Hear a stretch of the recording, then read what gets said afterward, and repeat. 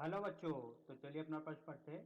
भू चुंबकीय अवयव कौन कौन से हैं, इनमें आपस में संबंध स्थापित कीजिए। तो चलिए प्रश्न के लिए मुख्य उदाहरण की चर्चा करते हैं। मुख्य अवधारणा।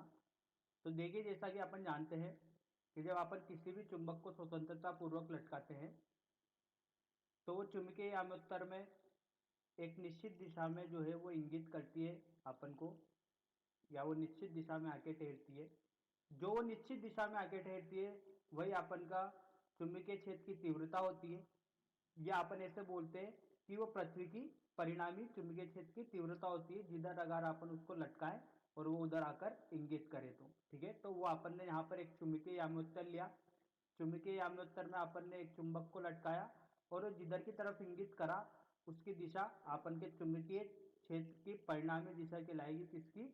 पृथ्वी की। तो ये अपन का चुंबकीय याम्योत्तर, ठीक है।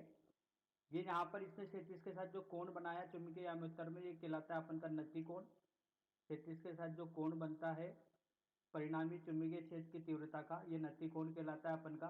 तो जो अपन का यहाँ पर एक अर्थ का या पृथ्वी का जो ये कुल चुंबकीय क्षेत्र की तीव्रता है, इसके दो घटक होंगे। एक तो होगा यहाँ पर क्षैतिज घटक H, और यहाँ पर एक होगा उसका ऊर्ध्वाधर घटक V। ठीक है, इस तरीके से अपन को इस परिणामी चुंबकीय क्षेत्र के दो घटक प्राप्त होते हैं। तो चलिए अपने मुख्य अवधारणा के आधार पर अब अपन अपने प्रश्न को हल करते हैं और देखते हैं इसमें क्या क्या संबंध होते हैं। तो देखिए, अगर भू चुंबकीय अवयव देखें तो यहाँ पर अपन को क्षैतिज में जो घटक मिलता है वो मिलता है बी, एच बराबर बी, एच बराबर बी कोस थीटा। और अगर यहाँ पर अपन ऊर्ध्वाधर की बात करें, ठीक है, तो देखिए वो मिलता है वी बराबर बी साइन थीटा। तो ये समीकरण नंबर 2 नाम दे देते हैं इसको, इसको समीकरण नंबर 1 नाम दे देते हैं।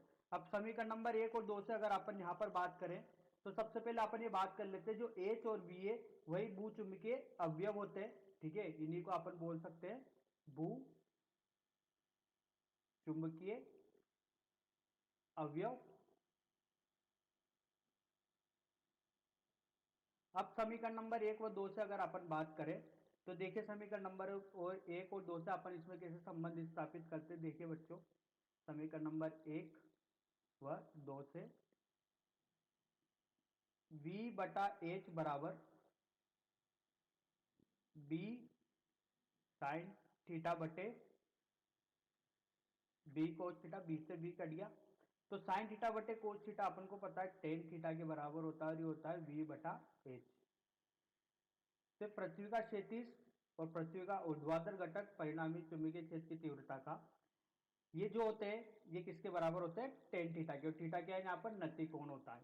ठीक है, तो इस तरीके से अपन इसको यहाँ पर निकाल सकते हैं। अगर यहाँ पर अगर अपन एक और संबंध की बात करें तो देखिए